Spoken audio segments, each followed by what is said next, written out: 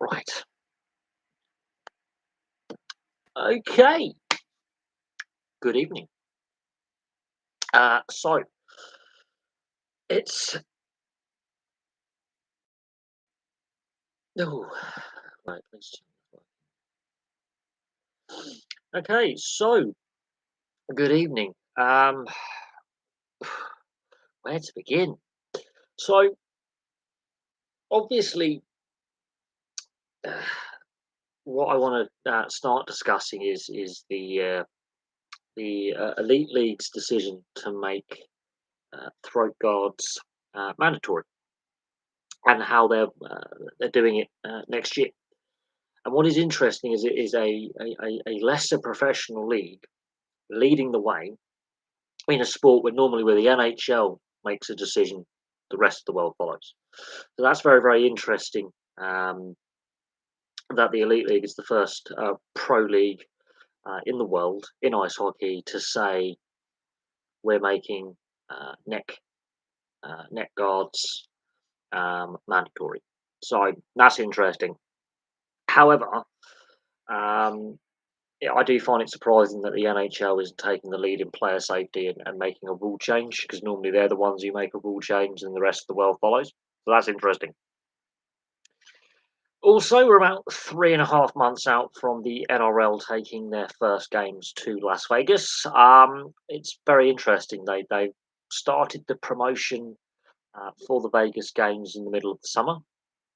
They've already started ticket sales, and there is already advertising in Las Vegas for the Vegas games, which take place, I believe, on March the 2nd. There's a double header. It's going to be interesting to see how many American fans turn up to watch the games and what the TV viewership is like in the US. So that is going to be very, very interesting to see how that all plays out. It is a step into the unknown. I think it is. I personally think it's worth the risk.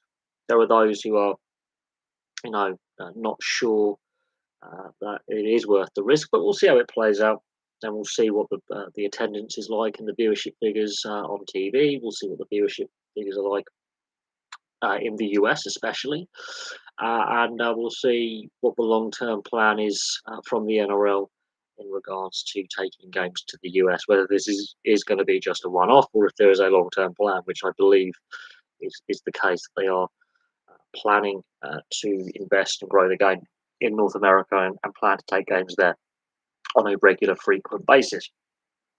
Also, there is a lot of talk about where the 18th team will be located.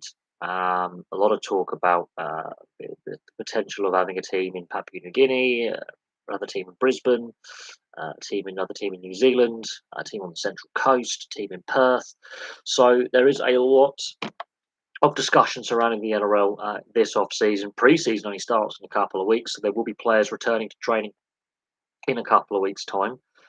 So squads will be getting back together. Players will be starting their pre-season training regimes before the trials matches start in February. So the next season isn't that far away when it comes to the NRL, and the same for Super League. So it's also going to be interesting to see the World Club Challenge if Penrith can finally win a World Club Challenge game because they haven't won one yet. So and it'd be interesting to see if Penrith can actually go for four premierships in a row as well. I didn't think they would do three in a row, but they've done that. And it'd be interesting to see how they adapt to lineup changes. Stephen Crichton is the biggest name player that will be leaving the Penrith Panthers in the off season to go to Canterbury. They seem to weather the storm. There's obviously a lot of discussion about Jerome Luai and whether he's going to be a Panthers player long term or not as well. So it'll be interesting to see how the Panthers absorb those lineup changes, those squad changes, and but they just got a production line of talent, haven't they? So there's that. Obviously, Manchester United and Eric Ten Hag, he's under a lot of pressure with the results not going Manchester United's way. There's a lot of speculation around Manchester United. Also, Sir Jim Radcliffe is very, very close to buying a minority stake in the club. That is what reports in the media are suggesting.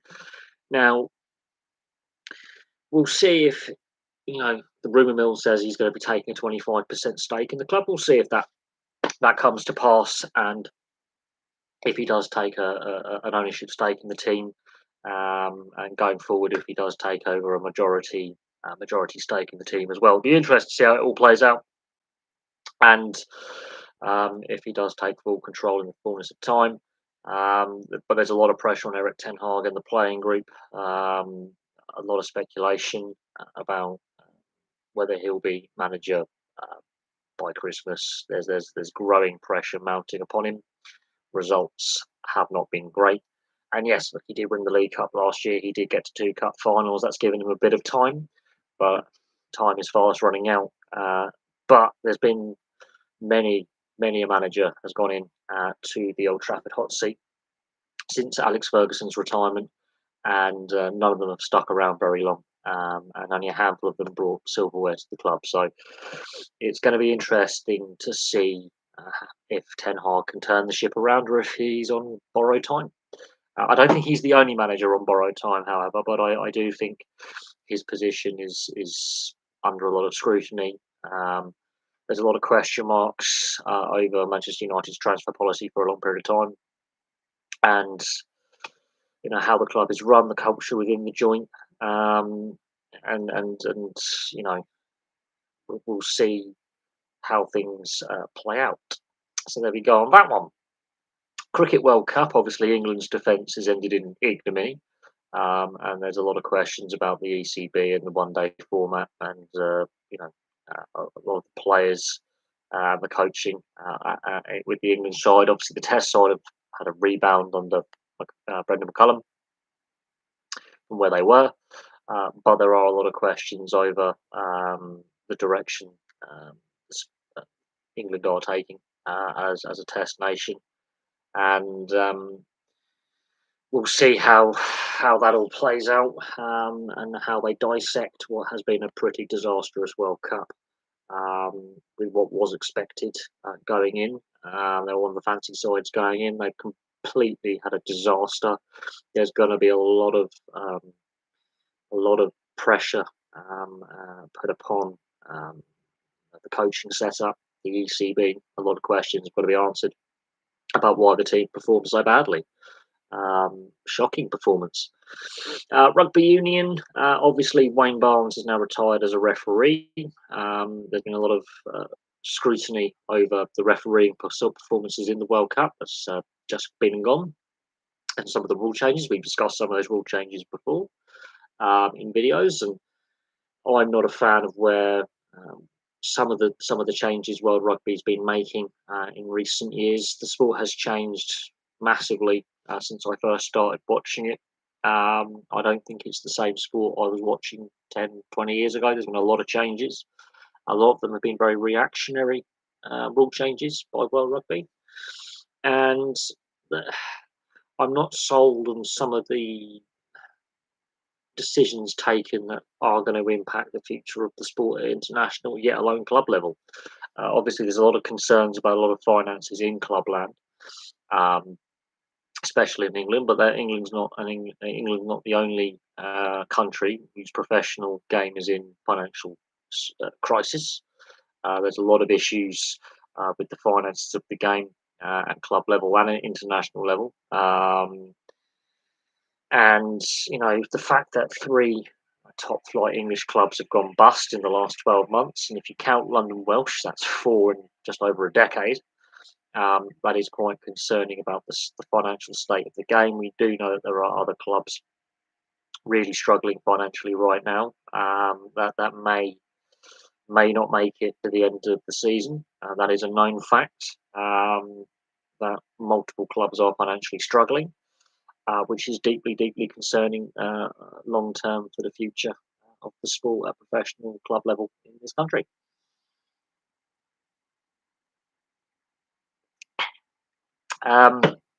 So there is that.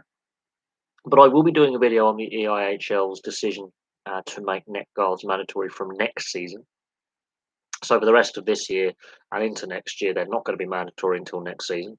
However, the English Ice Hockey Association, which governs the sport at university level, youth level and the National League have made them mandatory with immediate effect. So it's going to be interesting how that plays out, because there will be players on two-way contracts with elite league teams that will play some games in the National League who will have to wear this piece of equipment, that won't have to wear it with the elite league teams that they are contracted to.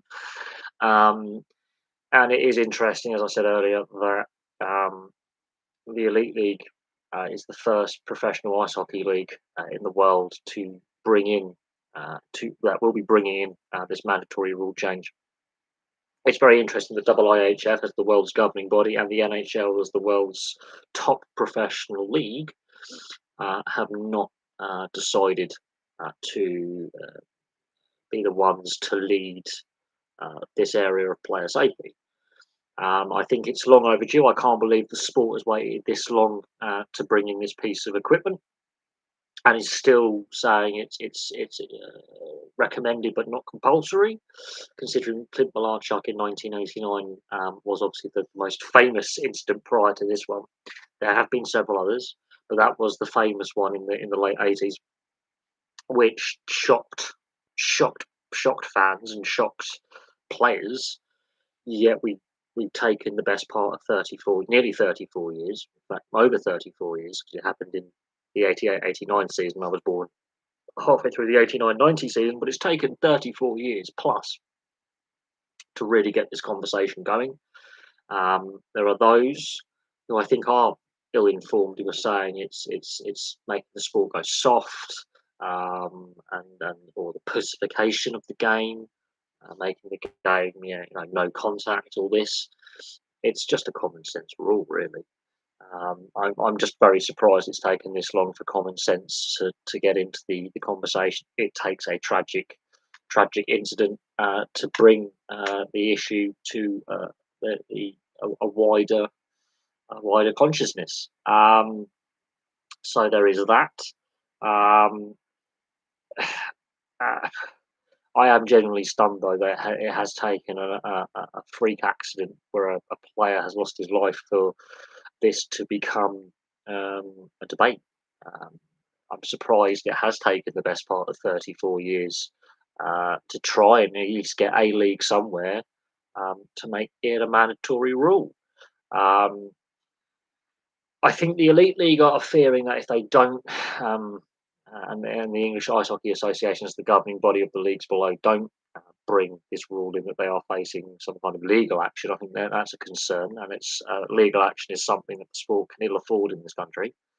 Um, but I'm also surprised that the NHL isn't leading the way, and as they're trying to grow their league in the US and Canada and take on the other big leagues. I'm surprised that the NHL isn't trying to do something and isn't leading the way with potential rule changes on equipment in as they're trying to continue to grow the game, especially in the US, and attract more fans and families to the game.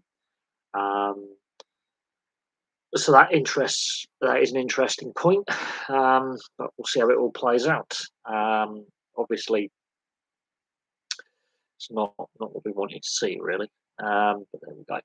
Also, we still are not aware of where the 2026 Rugby League World Cup is going to be played. A host nation hasn't been fully announced yet, so we'll find that out in the fullness of time. But the clock is ticking for the International Rugby League Board to come up with a host nation or nations to host the next Rugby League World Cup. What we do know is the format means there's going to be less teams. It's going to be a smaller tournament than recent editions. So they're contracting the tournament. Whether that's good or bad, that's up for debate. But not every rugby league playing nation is happy with how the international game is being governed. This Pacific Nations Championship that we've seen has been highly entertaining. And Australia's record-breaking defeat to New Zealand, which was a record test defeat for the Kangaroos, has left a lot of questions about Mal Meninga's position. And selections and the coaching setup and the Australian Rugby League Commission and the NRL. There's a lot of questions being asked about that defeat and how they prepared for the Test match against New Zealand, considering that they beat them the week before. So preparation, so how they prepared and how they approached the last game against New Zealand, and also the manner of the defeat. So there is a lot of questions being asked about the performance, selections, and the build up. So their training, how they went about training, preparing themselves. But there are a lot of questions for Mal Meninga as head coach, whether he stays in that role. Obviously, Michael Maguire, who is strongly linked with the role with New South Wales as well as New Zealand, uh, it does make you wonder why the Kiwis couldn't do that in the World Cup last year. Um, they played possibly the best attacking game of rugby league I think I've ever seen. So there are questions over why New Zealand couldn't perform like that when it mattered in the World Cup last year, and why they failed to perform the week prior to the crunch test against Australia last week. Um, PNG have beat Fiji in the bowl, so the lesser championship in the Pacific Nations competition, and beat Fiji quite easily. And that adds calls for the NRL to potentially look at a team in Papua New Guinea as the 18th team. So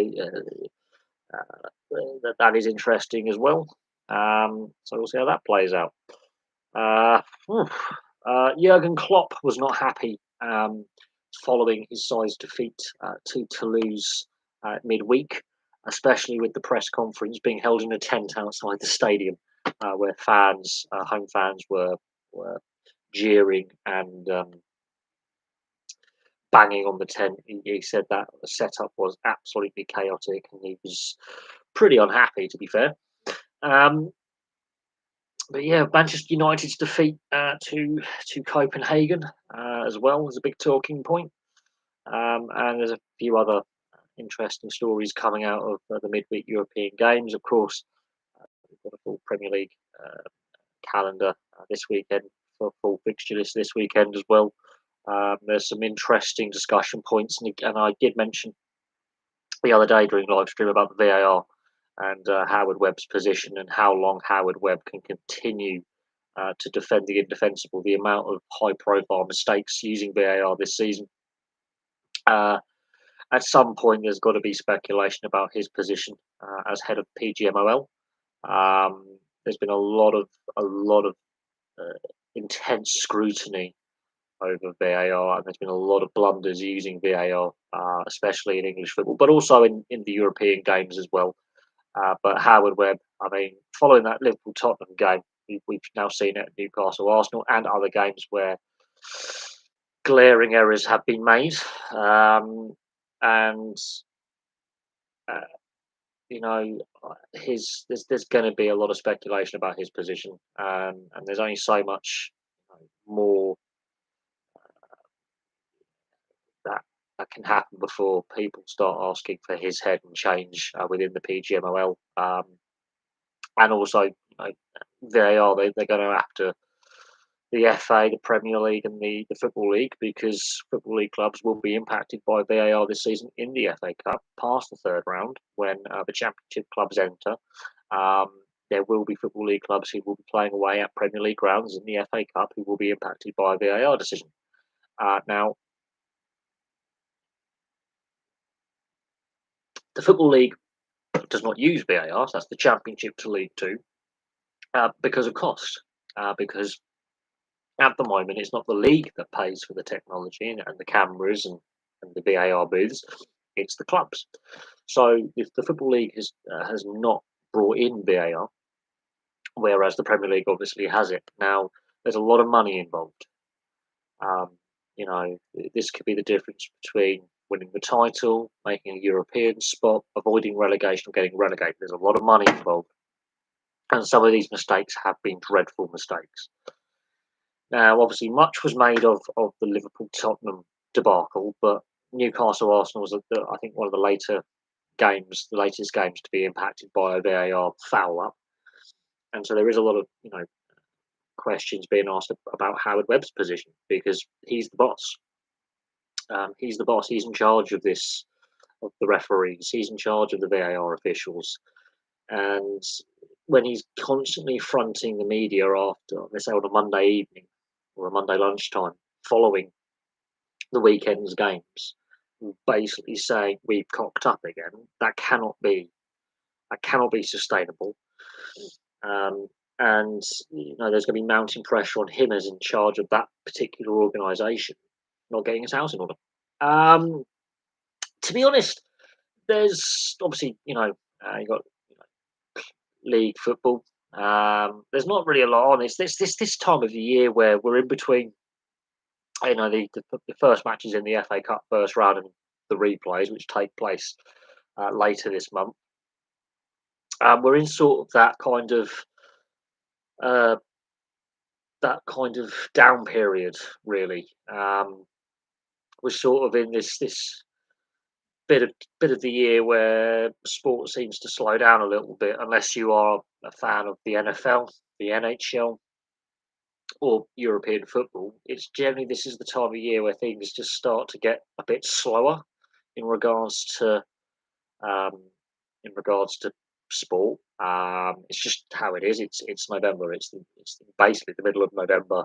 Things are starting to slow down. Yes, it's Remembrance Weekend. So there will be commemorations at sporting events in the British Commonwealth, um, but it's just that time of year where professional sports sort of in that humdrum, you know, uh, boring bit really. There's a lot of speculation surrounding certain aspects. So yeah, we would, but obviously the World Cup has taken place, so that takes place where the autumn internationals would take place.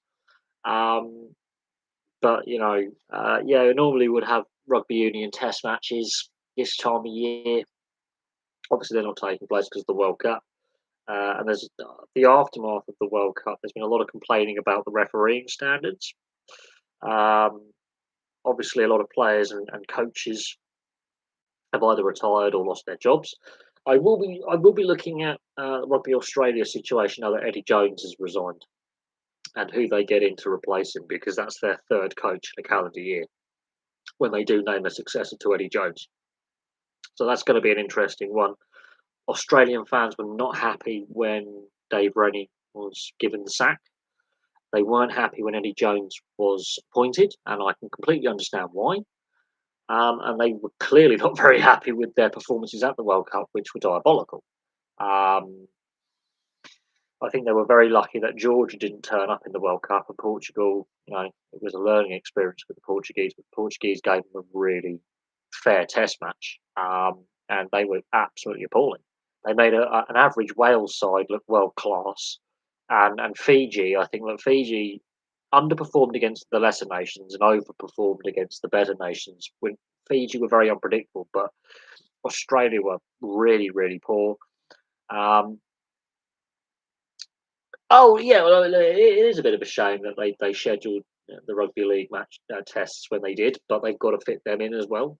Obviously, they had a delayed World Cup by a year, which has interfered with their international schedule. What little schedule there is, but obviously with a rescheduled World Cup, which was delayed by a year, that has impacted when Test matches are played. But the Pacific internationals were brilliant. New Zealand's record-breaking win over Australia was brilliant. Um, England's 3-0 series win over Tonga was refreshing, although I do see a few concerning aspects with England. I don't think this England side is as good as the side that got to the final in 2017 in the World Cup. I am concerned about the golfing class between the NRL and Super League. I think that's very, very evident. We're not producing the talent we used to on the same level. But no, the International Rugby League Board and the International Rugby League is just not on the same organisational level as rugby union. I think we can all agree on that. The sport it should be, promoting itself left, right, and centre. It's a sport that should be able to promote itself, but the powers that be really cock it up. So there's a lot of questions going into next season for rugby league, at least in the UK. Um, it's not in the best of positions right now. Things could be a lot better. The TV deal they've signed with Sky Yes, it means more games are on the TV. I think every game is going to be on the TV, but we've lost Channel 4 as a free-to-air broadcaster for rugby league, which is absolutely soul destroying, I think. And the TV deal that's been agreed is worth less money. So Sky Sports are laughing because they've just ripped off Super League, basically. They've ripped off Super League. They've made a mockery out of that. I cannot believe that Super League, in their mind, thought that was a great commercial decision. They're making even less revenue when they should be trying to make as much revenue as they possibly can. They've made an agreement with the broadcaster that is worth less money than the previous two TV deals. So each game apparently is worth less. That's a head scratcher for me, and a lot of questions have to be asked of IMG and Super League, the Super League board.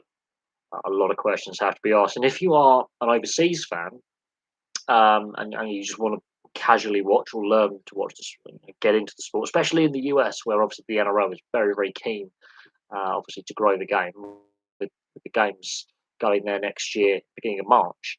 Only select games get shown, and it's always the bigger clubs like your Wigans, St Helens, your Leeds, and the lesser clubs like the London Broncos next year will get less TV exposure to the international audience, which is a mind boggler. I think if you know, so the TV deal is a bit shambolic, and it's not worth the paper it's printed on. But yes, it would have been nice if the rugby league tests were taking place now, but you have to also bear into consideration that pre-season training has started in the NRL. And I think some Super League clubs are getting their overseas signings into country to get them acclimatised, get them settled, and then start their pre-season as well because the Super League season starts earlier than the NRL season. So we're playing competitive matches in February, whereas the NRL starts playing competitive matches in March. And the NRL obviously does have these two Vegas games to prepare for, as well as regular season um, and pre-season. So I think it's either this week or next week.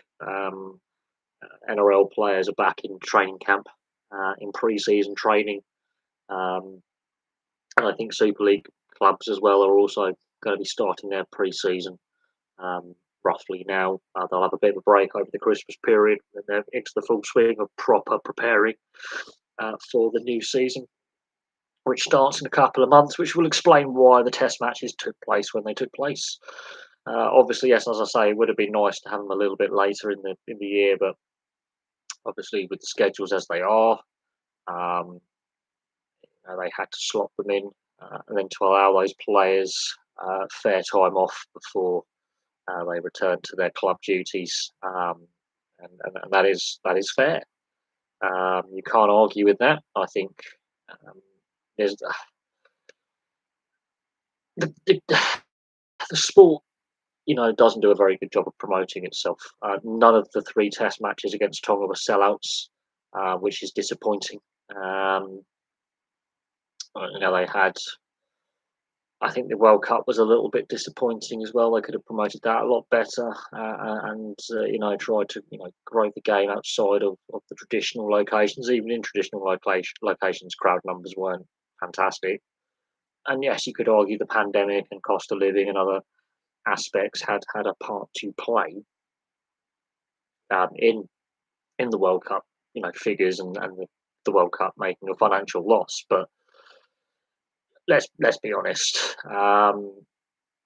wasn't as good a tournament I felt as 2017 or 2013. I think wasn't on the same level, which is disappointing. But the NRL, I think, is in a better place than what it was, you know, 5, 10 years ago. Super League, not so sure. I'm not so sure about professional rugby league in this country being in a better or worse place. I'm leaning towards it's not in as healthy a position as we are led to believe. So there is that. But yeah, I think what is interesting is let's have a look at the upcoming matches this weekend. Let's have a look at the Premier League. Um, the Premier League fixtures for this weekend. So let's see who's playing who. So the lunchtime kickoff tomorrow is Wolves Tottenham at 12:30. Manchester United play Luton at 3 o'clock. So that could be a really important game. If Manchester United drop points there, I think that's Ten Hag done. If Luton pull one out the bag tomorrow, I think Ten Hag is out of a job. Man United have to win that game. Arsenal are playing Burnley. Crystal Palace are playing Everton. It's a crucial game. And then Bournemouth Newcastle is the 5:30 kickoff tomorrow. That's a crucial game for both sides as well. Newcastle obviously for their top four credentials, and Bournemouth to get out the bottom end of the table. Sunday's fixtures: 2 o'clock kickoff is Aston Villa Fulham, Brighton Sheffield United. Sheffield United finally won a game, but they're still bottom of the table. Their defence is shambolic, and Brighton are buoyed by their win over Ajax. I can only see one winner in that game. West Ham play Nottingham Forest, Liverpool play Brentford, and then the evening kickoff is Chelsea Man City. Now, Chelsea have really struggled. Man City obviously want to stay top of the table. So that is the Premier League. So let's have a look at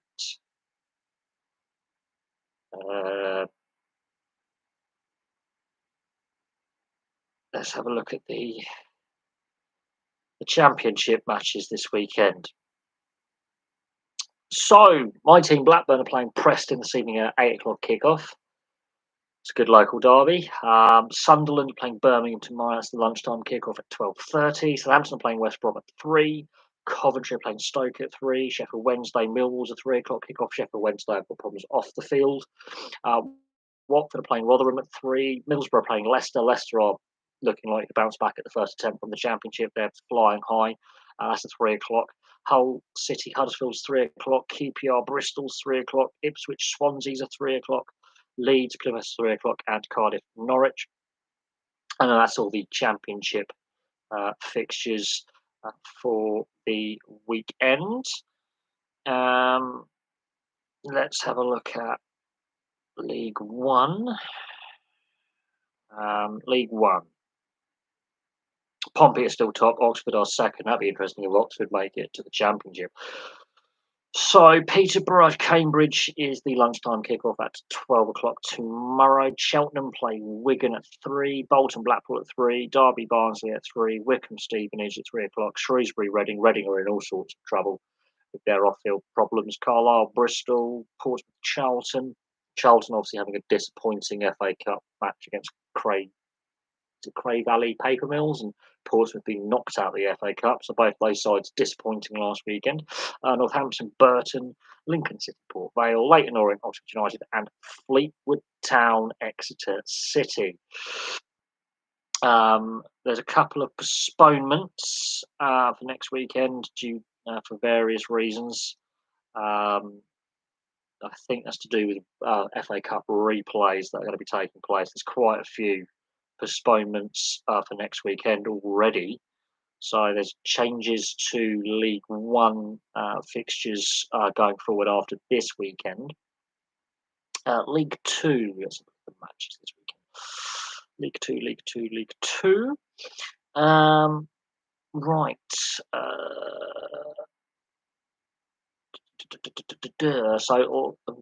So Colchester beat Swindon 3-1 on Tuesday.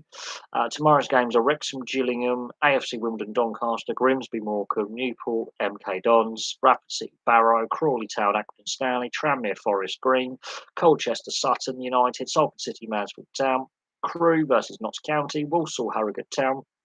Swindon are playing Stockport. So there's those fixtures. So let's have a look at the tables quickly.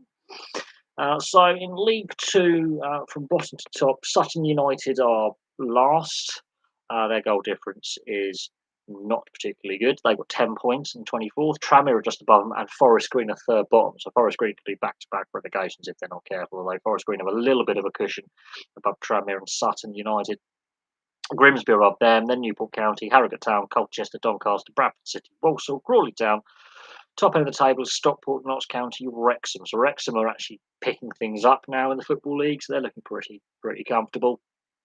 So that's League Two. Let's have a look. So that's League Two standings. League One. We'll look at the table in League One quickly. Let's have a look. So, oh God. Portsmouth are still top with 35 points from 15 games. Oxford United are second with 32. Bolton are third. Peterborough played a game more than the teams above them, so that's a problem. So they dropped too many points. They've got 28 points, 4 from 16 games. Barnsley have got a game in hand of Peterborough and only a point behind. Stevenage have played the same amount of games. So there's differing amounts of games played. Some teams have played 16 games, some teams have played 15. Bottom of League One, Reading are bottom with 7 points. Of course, they're facing potential going out of business. I don't think that'll be allowed to happen this season. Cheltenham are above them, as are Fleetwood. Fleetwood have got a bit of a cushion over Cheltenham and Reading, so Cheltenham and Reading are in serious trouble. But yeah, what's interesting with League One is some clubs have played 15 games, some clubs have played 16 games. So it's an interesting one. So there's some teams with games in hand over others. So that's interesting. Championship is what I'm interested in. We won Championship. EFL Championship standing. There we go. So this is where it gets really interesting with the Championship table. So bottom of the table is Sheffield Wednesday. We know about their off-field issues and they're struggling off the field. They only have one win all season. QPR are really struggling. They've only got 9 points. They're 23rd, which I'm surprised about. Rotherham are just above them. Huddersfield are struggling. Coventry are really struggling. I work with a Coventry fan, and he's really pissed off with how the team's playing. They've only won 3 games, and they've drawn 6, and they've lost 6. So that's worrying times. Plymouth Argyle are giving it a fair go, considering that they haven't been at this level for a while. Millwall, Norwich being 17th surprises me. Watford 16th, Birmingham are 15th. So Wayne Rooney hasn't had that bounce effect. I don't think they've won a game with Wayne Rooney in charge. Swansea 14th, Stoke 13th, Borough 12th, Bristol City are 11th. My team Blackburn are 10th. And then it gets really interesting. Hull, Sunderland, Cardiff, Preston. So Preston Blackburn's a really crucial game tomorrow. What's interesting is we've won 7, we've lost 7, we've drawn 1. So we either win or we lose. So that's interesting. The Preston Blackburn game tomorrow is really interesting, and the reason why Preston have those extra 3 points is by draws. So that's a really crucial game. And then West Brom, Southampton, and Leeds, and then there's a significant gap with Ipswich second, 36 points from 15 games, and Leicester top with 39 from 15. So they're the 2 clubs to really chase down this season in the Championship. So, but no, there's not really a massive amount going on in the world of sport. I think what's most interesting is the speculation around Sir Jim Radcliffe and his potential partial takeover, his minority stake purchase. Now, it's looking very, very likely he's going to take a 25% stake in Manchester United. Now, what does that mean long term? Well, from what we can gather, the long term plan is to buy out the Glazers within the next 2 to 3 years. I'm not sure Man United fans will be happy with that. Because that means the Glazers still have a controlling stake for the time being. But more pressing is, the ongoing speculation surrounding Erik ten Hag, his position, and whether he's manager long term. So there's that. That's basically the main ongoing sports kind of discussion. Really, is the ongoing position of Erik ten Hag and Jim Radcliffe's potential takeover, potential minority stake purchase of Manchester United. It's Manchester United dominating the headlines at the moment in regards to. Let me just see what's happening in some sports news. So South Africa have beaten Afghanistan in the Cricket World Cup. So Jim Radcliffe is close to United minority stake.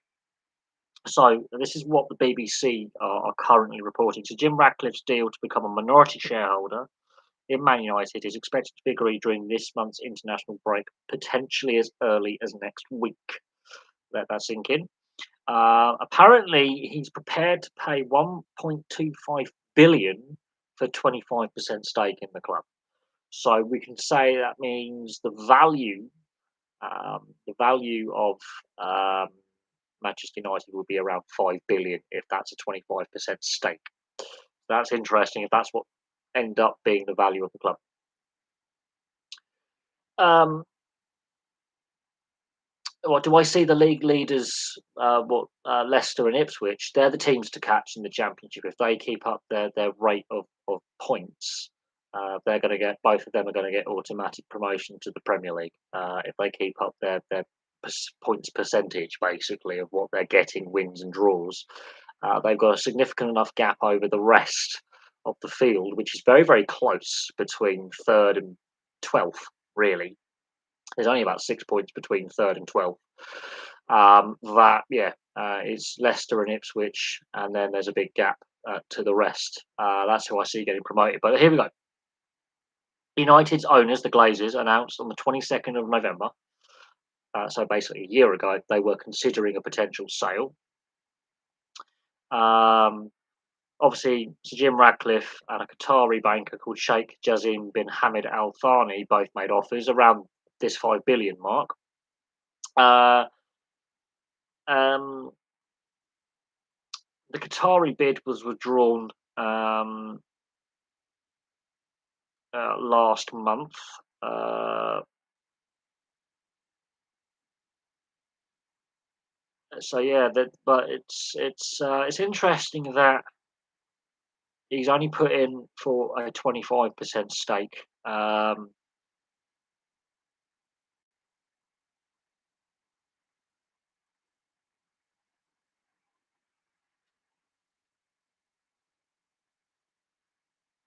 But that's dominating a lot of the sports news. Um, oh dear! So James Madison's out till January with an ankle injury for Tottenham. So that is a big concern because he's been quite important in their build-up play and their attack. He has only scored a handful. He's only scored 3 goals, but he's got more assists than goals. So that's going to hit their depth a little bit. So that was he sustained that Monday. Um, and Girona are top of La Liga, so a small club in the east of Spain is top of La Liga. So, but not really. There's not really a lot of sports news really happening. But I do think if Sir Jim Radcliffe takes that 25% stake and starts to have a say on how the club's run on a footballing side and obviously on a financial side, with the potential to slowly buy more of a percentage off the Glazers, does that change the managerial position with Ten Hag? I don't know. I mean, at this point, we haven't seen a Premier League manager sacked this season, which at this point is getting a bit interesting. I think there will be, several sackings before the season's done, and I think Ten Hag is one of those under pressure. I can also see Pochettino, Chelsea. Chelsea's form continues to be indifferent. Yes, they got a 4-1 win over Spurs uh, on Monday, but if Chelsea's form continues to be indifferent, will Todd Bowley, for example, keep faith with the plan to have Pochettino long term as manager there? So there's a couple of managers under a lot of pressure. I think we don't know what's going to happen with Everton, whether they get this points deduction or not. Reading as well. In League One, they're in serious trouble. I work with a lot of Reading fans, and there have been protests about the ownership, the ongoing concerns there. Sheffield Wednesday have got money problems now, so there is turmoil off the field at a lot of clubs, and I think that's impacting. That's not being reported enough. I think Manchester United continue to dominate the news headlines unnecessarily. But I think Ten Hag, I don't think he sees out I don't think he's going to be there by the transfer window. I think he could be gone sooner rather than later. They have to start changing the narrative on the field because Luton haven't been blown out in games this season, and I think they could be very dangerous opponents tomorrow. I think their form is actually better away from home as well. Some of their best performances have come away from home. If Luton nick a win there, I think that's Ten Hag done. That's a very, very difficult match for Manchester United. They have to perform, and they haven't been doing that. Chelsea, Man City on Sunday. That's going to be a crucial match as well. If Chelsea take a hiding there, that's pressure put on Pochettino, and then questions will be asked of Todd Bowley's ownership and some of the signings made and the makeup of the team, and the structures, scouting, player development, and where the team is heading. They've spent a lot of money under Todd Bowley in a very short amount of time, and results aren't translating from money spent to results on the field. And then we have the Everton situation. Obviously, the passing of Bill Kenwright does complicate matters, a potential points deduction. So there's a lot going on off the field for several clubs. And there's a lot of Sean Dyche is unfortunately under pressure. Everton are in a relegation fight now. Yes, they've got a bit of breathing space to Luton and Bournemouth, but there are, this is quite a deep relegation battle. I think they can be quite easily sucked into it, and if they do get that points deduction, it completely changes the makeup of the bottom end of the table massively. And I think that would then impact any ability for them to survive the drop, because to lose 12 points, up to 12 points as a punishment, would be catastrophic, absolutely catastrophic. And the team isn't really performing. They've had a couple of must-win games, which they have won, but they're still, again, with the amount of money that Everton have spent in the last 6-7 years, massively underperforming. And their average table position, if you look at it, money spent, where they've been finishing, has been declining, year on year. They've made one cup final since they last won silverware in 1995. They've made one cup final in the best part of 28, nearly 29 years. So success has really eluded this club now for basically 3 decades. They're not the club they were before the Premier League era. They're one of the most successful clubs. Historically, they're a very successful club, but they've not been successful for a very, very long time. Their youth academy is now not producing the quality of talent it was a decade, 15 years ago, and they are in serious, serious decline. And you could argue that's due to the current ownership and Bill Kenwright's role within that ownership group as chairman over a significant period of time. And they've made a lot of poor errors. The fan base is rightly frustrated with what is happening, and they have been left behind by some of their biggest rivals have left them behind. But we'll see. In regards to how things are playing out in the Football League as well, there are some clubs obviously with financial issues off the field. Now, Reading and Sheffield Wednesday are two of the the highlighted cases. But Forest Green Rovers are in free fall. Obviously, they were in League One last season. They could be facing a double relegation. But they've only been a Football League club for a handful of years. Could they have reached their limit? It's all falling apart. They've had a lot of managers in their brief time in the Football League. Wrexham are making their form is now improving. They had a bit of a shaky start to life back in the Football League, but they're now solidly at the right end of League Two and are trending in the right direction. But there are some clubs in serious Tranmere struggling. They've only recently, not long ago, got back to the Football League, and they're in the wrong end of League Two.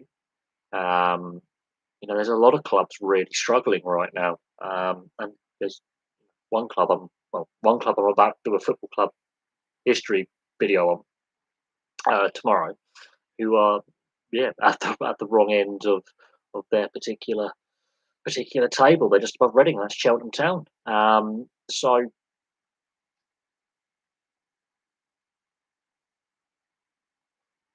there are some clubs that are making the headlines for the wrong reasons. Um, and north of the border, I mean, look at Celtic's humbling in the Champions League. They were absolutely battered the other night. And there's questions over whether the state Scottish football and the continued struggles of Scottish clubs in the Champions League and Celtic's just inability to do anything in the group stages and the current state of the Scottish top flight and where the professional game is north of the border, considering what Steve Clarke's done with the national side and the progression under his management that the national side has taken in recent years and the steps they've taken to move forward and progress. Um, you know, and then you look at the club game and the struggles of Celtic in Europe, and it makes for grim reading. Um, so there's that, but all told, um, I've got to do some more club videos of Scottish clubs. I think I've got to look at Rangers and Celtic and the good times and the bad. But Rangers are the last Scottish club to make a European final. I think they made they're the last Scottish club to make the last two finals that Scottish clubs have been involved in, um, which is very interesting. But yeah, it's just the decline of Scottish football in recent years. When it comes to the league game is quite concerning, and it does have a knock on impact for the national side, which has struggled for many years. But no, there's unfortunately there's just not a lot of major sporting events on right now, apart from the Cricket World Cup, which is just not really getting the attention or coverage um, that it should. But England have been woeful.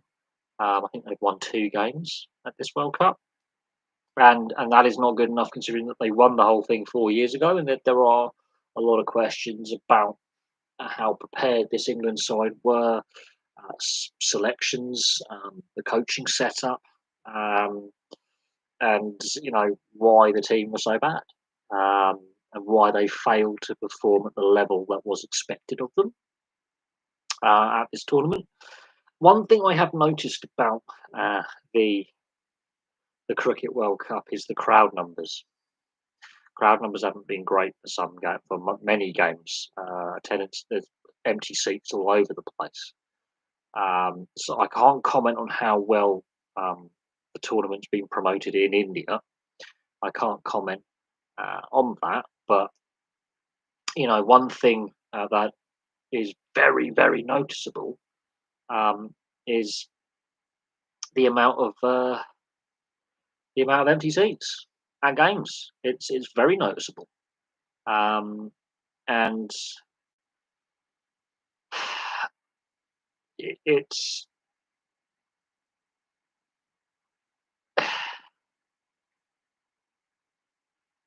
yeah, it's just very noticeable the amount of empty seats and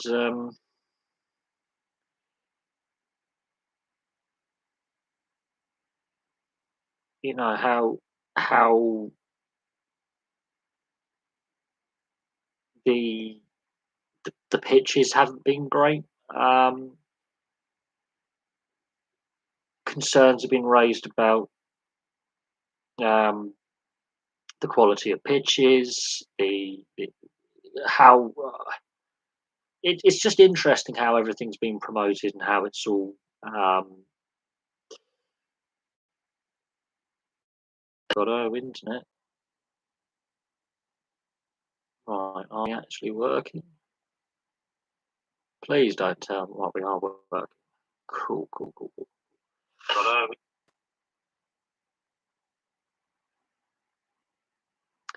It's just very interesting how um, the the World Cup, Cricket World Cup hasn't really had a lot of coverage. It's disappointing that it hasn't had more coverage. I think potentially we need to look at the TV rights that you know um, we have in this country for cricket. I think we could do better. There's been a lot of criticism thrown at the ECB since 2005 with their TV rights negotiations and the deals we have in place. Um, I think that's a fair criticism. Obviously, Test cricket, especially when we're playing at home, not being televised free to air, has been roundly criticised for a long time. Um, so I think yeah, there are some justifiable frustrations in regards to the state of the game. I haven't come across anyone who's a fan of the 100 format. Have not come across anyone who's a fan of the 100 format um, since it's been introduced, and even the ECB have admitted that the 100 format um, is going to lose them money um, over a significant, significant period.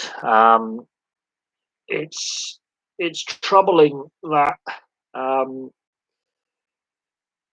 the state that the game is in. That I'm just checking my YouTube studio while we're at it for comments and bits and pieces in the background. What we've got going.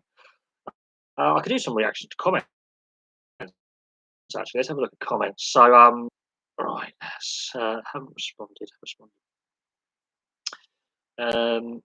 Recent comments, the World Cup, Rugby World Cup review. The final was played in rain, was never going to be a normal game. Someone had to lose. Generally, everyone. Australia has much bigger problems than what people are aware of under the surface. It's a mess. Union side's ability professional bunker review was put in place because New Zealand and Australia complained and wanted to make the game faster. They end up not benefiting because the decisions were more accurate and exposing. It's a good one. So there's the ITV replays.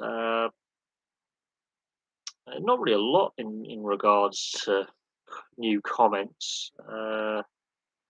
Let's see what's happening on the other channel quickly in regards to comments and bits and pieces. So we've gained some more subscribers, which is good. We've gained some more subscribers on the other channel,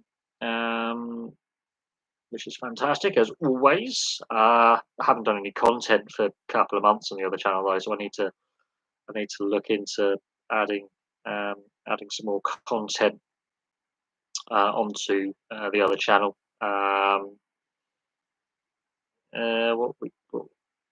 Yeah, we need to do some more content. I haven't done a lot for a while.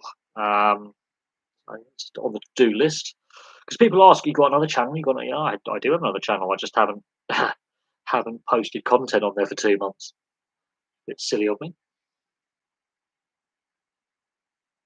but yes, I do have another channel.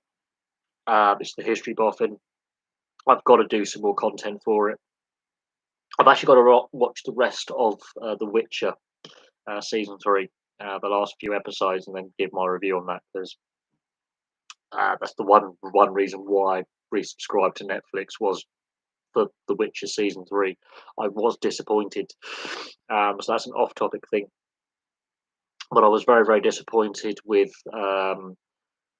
as The Witch has gone on. First season was a good starting point. Second season iffy. Third season has been really disappointing. It'll be interesting to see how the final 3 episodes carry it, but I'm not holding out. There's a reason why Henry Cavill decided to walk away from the franchise. He was not happy with the direction the writers were taking it and the direction it was taking. Another thing I've noticed is there was a video posted on YouTube from a resident of Las Vegas in regards to the F1 modifications to Las Vegas and how they weren't, overly happy. It's a city that's been turned into a street circuit. It's going to be modifications. The one thing that is disappointing is they have actually removed the palm trees completely. But I'm not sold on Las Vegas, obviously, as an F1 street circuit. I'm not a fan of F1 using street circuits. I'm not a fan on open wheel single seater car racing. Really, it's not my cup of tea. If I'm brutally honest, not overly a massive fan of even IndyCar and the lower formula. It's one of the motorsport formula that just really doesn't appeal to me. I'm more into my endurance racing and GT racing and touring cars. I find those formula more balanced, more competitive. The cars are more evenly balanced, and generally speaking, it's more down to driver skill than just winning it in pit stops. There actually is overtaking. There are regulations being brought in to basically balance out performance, so all the cars are pretty much on an even keel, and so therefore it is generally down to getting the car set up right and driver, rather than you know the best car always wins regardless of who's driving it. It really is then down more to getting your personal setup right of how that driver wants his car set up, and then he's still got the same power output as everyone else, the same horsepower, torque, aero package, and it's then about just adjusting the suspension and the ride height within the rules, and just going for it. Generally, the tyres last longer. Um, in other formulas, some of them have a tyre to last the whole race. Others, that you can go flat out solidly for 45, 50 minutes in between your tyre and fuel stops. Um, so yeah, F1 for me, it's just not enough overtaking. There's an imbalance between teams, between those at the front and those at the back of the grid, and it's generally not as enjoyable to watch as it used to be. I think they've got the aero package wrong. I think they've got some of the rules wrong with how the cars are basically built. Um, and yeah, it's generally yeah not what it was when I was a kid growing up. I don't have the same connection to it, and also again the TV rights. It's behind a paywall. Now, while Liberty Media are saying that overall viewership is up, it's because they really really promoted it heavy in the US. They've gone hard for the US market, but the European traditional market is actually switching off. The US market's buying in because they've turned it more into a soap opera circus. Um, but they're at risk of pissing off the traditional existing fan base because they turned it into a soap opera circus. And motorsport anyway is a very very expensive sport to get into. Um, it's not for the working classes to participate in, but basically to be fans. Um, very motorsport in general it takes a lot of financial sacrifice to get into motorsport, and it therefore is a massive disadvantage to those who are maybe the most talented drivers or riders, if we're talking about motorcycles in the world, who have to give up the junior formula because it's too expensive. Um, you've got to have financial backing, and that is the financial side of it. It puts off a lot of people from participating. And when we're talking about sport, we're talking about participation, and we're talking about um, trying to grow sports and engage with fans and get grow the talent pool. There's a reason why certain sports are finding it more difficult to continue to grow and grow the player base and grow the fan base. It's because of cost.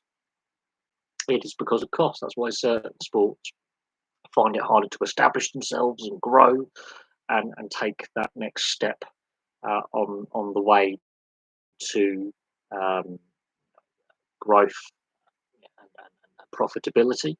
Um, so motorsport being one, but in the team sports, ice hockey struggles in comparison to other sports, both in North America and in Europe, because of the cost associated with the equipment. It's very, very expensive. It's not the cheapest hobby to participate in. Even though it's the second most popular sport continent wide in Europe, there is a cost aspect. The teams make less profit or less revenue um, because the expenditure is so high compared to football, compared to rugby league, compared to rugby unions because of the running costs. And then you've got junior players, the cost for the equipment, um, you know, the skates, the sticks, the body armor, the helmet. It costs a lot of money. This is why sports like basketball have skyrocketed in popularity because it's so cheap. And it's also why profitability, because it's cheaper to run a team with arena costs, you make a lot more money, which means you can pay the players more, which is why the NBA has, exploded financially in comparison to where it was 30 years ago. It does help when you market yourself particularly successfully as well with a couple of with a nice film franchise and having a couple of marketable, high profile players. But where basketball was to where it is now in my lifetime is the NBA has exploded financially from where it was to where it is now. It's in a completely different stratosphere, let alone universe, from where it was to where it is now. It is completely changed massively. It's in a much healthier position financially. The players are getting paid more than they ever have. Whether that's a good or a bad thing with some of their contracts is, up for debate. But the league is in a far better financial state than what it was. There are issues with basketball. There's a lot of negativity around the sport as well. It's not all nice smelling rose beds with golden sunlit uplands. There are issues with the NBA and the women's NBA being heavily subsidised by the league, by the NBA.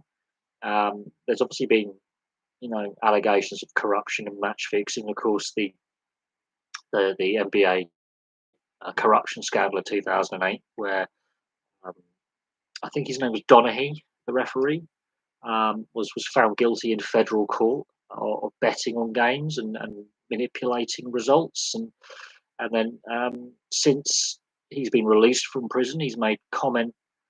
And he's basically tried to blow the whistle on the fact that other referees in the league were actively involved in basically fixing matches. So the gambling scandal. I think it's Tim Donaghy, his name. I think. Very interesting time. I mean, 15 years ago that all came to pass. Had a massive impact and bearing on where on the league um, and the gambling culture. Um, and now what we're seeing with European football and now the NHL with players being suspended for breaching betting rules and gambling on games, whether that's influencing the outcome of games, is quite interesting. But there is that suspicion that players are now like, involved in spot fixing or match fixing or manipulating outcomes because they're gambling on games and breaching betting rules. And so that's a very, very concerning state of affairs that we are in. And it's quite troubling, quite frankly, with things. So we are in a situation where um, we have to look at the relationship professional sports has with gambling and gambling companies and sports betting firms being major sponsors of leagues and teams and players. It's quite, we are in this grey area. And I'm not sure the professional leagues in North America, the major leagues in North America, are fully equipped to deal with what's going to happen. I think Shane Pinto is the first of many who are going to end up being suspended. I think there's more to come. I don't think he's an isolated incident. I don't think he will be the last. I think there's going to be more. The fact he's only suspended 41 games, though, where European football, we're talking whole seasons, if not longer. Players are being being suspended for. Tonali's obviously the latest, but we've had Ivan Toney, Daniel Sturridge, um, Joey Barton got 18 months, which ended his career. Um, it's becoming more regular. These are the high profile players, the high profile cases, but there's actually quite a few players and coaches now who breached um, UEFA or FIFA betting or domestic league betting rules that are set down in the basically the code of conduct, or that, rules that are set in place. So it's quite troubling that um, we've got several high-profile Italian players who've now been suspended. Ivan Toney's still serving his suspension, and there's question marks over his long-term future at Brentford, whether he stays or whether he's ultimately sold or his contract's terminated, whether they keep hold of his services. Um, Trippier was another player um, when he was playing in England before he went to Spain. Before he comes back to England, was suspended during the process of his transfer to Atletico Madrid. So this is not isolated just to European football, because we've now seen Shane Pinto in the NHL suspended for betting breaches. I do think there's going to be more to come. I know there's a few players in the NFL who are currently suspended because of breaching betting rules. So this is, again, as I say, not isolated, and I don't think the North American sports authorities and leagues are fully prepared um, for, for basically how bad the problem is. The irony is a lot of these um, clubs and leagues have gambling firms as sponsors. And then they've got the NRL coming over to Vegas in March. And I think, is it all of the teams have some form of gambling sponsor as part of their corporate sponsors? Um, the Manly Sea Eagles have a gambling sponsor. Um, I believe the Sydney Roosters have a gambling sponsor. Um, I'm trying to have a think now. I think the Brisbane Broncos sponsored by Ladbrokes, and I think the Rabbitohs. I don't know if they've still got a sponsorship agreement with Crown Resorts, but they did have Crown Resorts, which is a casino company in Australia. So I believe all four of the NRL teams going to Vegas have got sponsor corporate partners who are gambling firms or casino firms.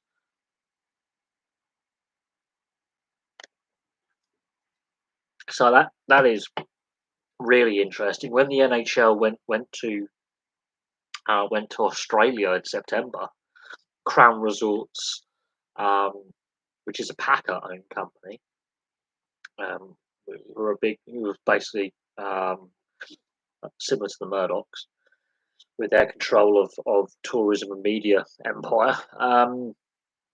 They were one of the main sponsors of the NHL games in Australia. They had their logo plastered all over the TV, all over the boards, and of course with Las Vegas sponsorship, and with the US liberalising and changing their gambling laws, basically fully legalising sports gambling in all 50 states. Then it's up to the state legislatures to enact legislation, partly for the tax revenue. Tells you all you need to know. But we're having the debate over here in Europe about reducing the reliance on gambling firms for sponsorship and TV adverts, and try to wean sports off gambling sponsorship. But at a time when the economy isn't doing great, and there's not a lot of money around, ironically, gambling firms are the companies making money. And so they've got money to spend, whereas like a food processing company or a supermarket or an engineering firm, they're not making as much money. They're actually laying staff off, whereas gambling firms are expanding and their profits are increasing. So if you are okay, so the TV, well, the BBC and ITV have decided to pick up who they want to have as the televised games. I mean, I'm really surprised that the replays are only worth £25,000 for TV money. They're only worth that much to the clubs. Really surprised that to basically earn a replay is only worth £25,000. That to the clubs, that's really disappointing. Of course, that's not including gate receipts and what they get out of the sponsors, but £25,000 from the FA to take a game to a replay. Okay, admittedly, for Cray Valley paper mills, that's a godsend. That's an extra 25 grand into their budget for the rest of the season, if not into next year. But for some clubs, that's not going to be enough to pay the wage bill. Um, so for the football, like League One and League Two clubs, especially clubs that say like Reading, who are really financially in trouble, £25,000 doesn't go very far. Considering they've got these issues with HM revenue and customs, and they're facing going out of business. Um, that's actually quite pitiable, really, if you think about it. Um, and yeah, I mean, we again, TV rights and what they're worth, and then what prize money for competitions is worth is up for debate. And at this time, the economy is doing crap. As I said, the only companies really making much money are the gambling firms. Really, there's a handful of other sectors where money's being made, but the only real sector of the economy doing really, really well, apart from energy firms who made a lot of money, is gambling companies. Utilities firms, some of them are losing a lot of money. I mean, we look at some of the utilities firms and they're going bankrupt, but or going out of business. But apart from supermarkets, the gambling industry is making money, and that's about it. Yet we're trying to reduce the amount of sponsorship and advertising that gambling firms have. But one thing I've noticed when I'm on YouTube watching videos, doesn't matter what the video is. It could be a sports channel, it could be a non-sports channel, like a gaming channel. One of the first ads that will come up is a gambling ad, and that's frustrating. I am bombarded with sports gambling ads, or just gambling ads for like online casinos and blackjack and all these various things. I am bombarded with gambling ads when I'm on YouTube, and it is frustrating. And a lot of them are unskippable. Can't skip them. I can't get away from them, and it's frustrating. Um, I haven't been into a bookmakers since pre-COVID, even though I've had friends who've worked at bookmakers, but I haven't been into like a betting shop for, I'm going to say 5 years, maybe 6 years. I can't remember the last time I actually went into a betting shop to place a bet on a horse race or football. Um, but I'm constantly getting these gambling ads when I'm watching YouTube videos. Yeah, some banks are doing well. I wouldn't say they're all doing well. There are issues in the banking and the financial sector. Um, Basically, only a handful of industries are making money at the moment, and one of the obvious ones is the gambling firms. They're making money. They're making a lot of money. Um, and when professional sport or any sport is looking for sponsorship, they've got to go with what sponsors they can makes commercial sense for them, where the deal they sign is going to make commercial sense. Now, whether it's the right deal for PR, another thing, but they've got to obviously make money out of that deal. Um, and there's a reason why a lot of professional sports teams, not just in the UK when it comes to football or rugby league, their title sponsor or one of their main corporate sponsors is a gambling firm. Yeah, but I haven't really seen BAE Systems or some of the other um, some of the other defence contractors. I think is the term, the defence industry. I hadn't seen BAE Systems or Boeing or anyone like that signing up for any sponsorships lately. Um, but there are certain industries, the security industry, for example, is doing reasonably well, depending on what type of security we're talking about. Um, but you know, I think some, I think insurance firms always seem to do well. Um, but yeah, no, the construction industry struggling, um, brewing and distilling struggling. Like yeah, brewing and distilling. I mean, think of that. We are a nation of pissheads. We like our booze. Apparently, the brewing and distilling industry, so manufacturing of beer, cider, spirits, wines, not doing as well as it has done because of the pandemic, because of pubs and restaurants and bars not being open for lengthy periods, and because people are spending less money. The hospitality sector isn't doing as well. Um, and then we have to look at how obviously the weather this summer impacted the tourism industry, both domestically here and then overseas, where you've got those package holidays, all the forest fires and fires, grass fires in the Mediterranean and the Middle East, and then you look at the wetter conditions in northwestern Europe, which we had this summer, has an impact on again disposable income for those who work in the tourism sector. Um, but yeah, uh, certain companies are doing quite well, certain industries are doing quite well, others are really, really struggling. Um, the car industry is not doing as well as you think. Well, in fact, the automotive industry in general is had a bit of a slowdown. Uh, but scrap industry, so metal recycling, um, and dealing with scrap metals and metalworking, ironically, is doing quite well because there's too much supply. There's too much metal in the system, so prices have dropped. They've dropped 5% in 3 months. So if you've got any scrap metal lying around and you go down to a scrap yard, you want to weigh it in, you're going to get less per kilo than what you were 3 months ago because there's too much metal in the system. There's too much of the commodity and no one's buying it. So they're dropping prices to try and flog the metal.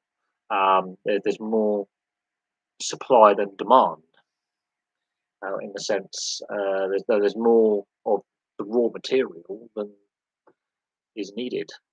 So prices have plummeted because there's too much scrap metal about. Um, they haven't plummeted as low as they have been, but scrap metal prices of all metals has dropped 5%. Um, the only reason I know that is I've got a few work colleagues who take scrap down the scrap yard in there to make a bit of extra money on the side, just to top their bank balance up. I've even taken some scrap metal down the scrap yard, and earlier in the summer we were getting a better value for the various, aluminium, steel, brass, copper than what we are now. Um, so there's at one point prices bottomed out with the various scrappage schemes that the government had for cars and motorcycles and vans that to try and get people to get greener alternatives or more fuel efficient alternatives over the years. At one point, I remember one scrap dealer was offering £5 per Land Rover. So he worked out £5 of scrap for a 2-ton car. Yeah, but I think specialist engineering firms will always do well because that's their specialist engineering, and research and development companies will always do really, really well. Um, because you always want to innovate to get that step ahead. But when it comes to sports teams or sports leagues or individual athletes trying to get sponsorship, it's tougher. It is a lot tougher. Now, a lot of these tech startups, and we're talking about software companies, and the tech industry is quite cutthroat, and we are noticing more tech companies getting involved in sponsorship. And again, IT and tech, that's always a very innovative industry, or select industries. Um, and they're always, trying to bring out the next, up to date technology. Like we've got 5G internet now in some locations. And you've got the new mobile, like the new Google Pixel 8, and the new iPhone, and the new Samsung this, and the new Huawei that, and the new LG, or this mobile phone, or that mobile phone. There's only a handful of the new Nokia this, new Motorola that. I'm just using the next Chromebook, the next Apple Mac. So the tech firms, so even HP, I'm using an HP laptop right now. They're always trying to bring out the latest tech. So you've got, the latest processors, the latest this, the latest that. The problem is we have got less disposable income. So what I found interesting is I found a post that someone posted up on a Facebook sports group to do with when Newcastle played Dortmund away, and the Newcastle fans saying, "Well done, Dortmund. It's only cost us 20 quid for a ticket."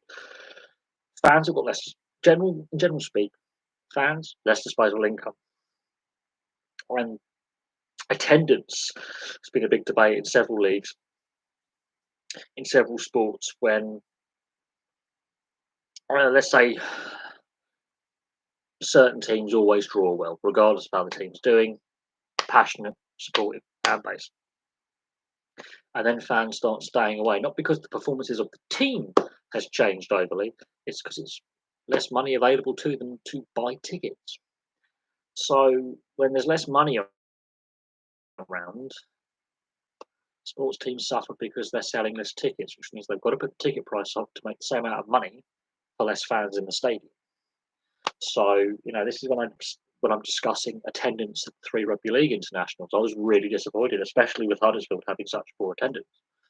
And they're not selling out stadiums because there's less money around. So the Rugby League World Cup last year, there were a lot of empty seats. I have no doubt that, with the FA Cup and some of the games in the FA Cup, not every game is going to be a sellout, especially those replays. Not everyone's going to be a sellout because it's midweek games. Midweek games generally have poorer attendances than weekends. It's a fact. So there's that. But, I don't want to drone on and on and on about finance and the economy and economic growth, but it does have an impact on sport. It has an impact on sports finances. It has an impact on stadium attendances, ticket sales, merchandise sales, season tickets, um, corporate boxes has an impact on that. Various things it will have an impact on. But I have noticed certain countries' tourism boards really promoting themselves right now. So Australia's got a lot of promotion going on. New Zealand's got a lot of promotion. Various states in the US are trying to promote stuff. Vegas, for example, and Nevada. The Republic of Ireland's doing a big tourism campaign right now. A lot of countries and regions' tourism boards are suddenly partnering with like companies and local airlines to, promote themselves, and they slap their sponsorship on a sports team. I've noticed that because the world's opening up again and people are free to travel without restrictions or with less restrictions than during COVID. So the tourism industry is trying to promote itself and advertise itself and get boost numbers again. And that can benefit professional sport when tourists want to catch a game and immerse themselves in the local culture. but it's very in some locations, some teams, it's very hard to get tickets because even hardcore fans can't get tickets, and there's a waiting list. So there is that, which I find interesting. Uh, that's the ticket. Anyway, I'm going to call that a day. I'm going to get an early night tonight. I think it's been a long week at work. Weather's been crap, so I'm going to call it a night for now. But I'll have some content up tomorrow. I'm going to do a couple of football club histories, and I'm going to discuss the Elite League's decision from next season to make net guards mandatory. So they're the first pro league in ice hockey at top level to mandate that all players have to wear uh, neck guard protection um, from the start of next season. So there we go. I'm going to leave that there. Thank you very much for watching, and I'll have some more content for you very, very soon.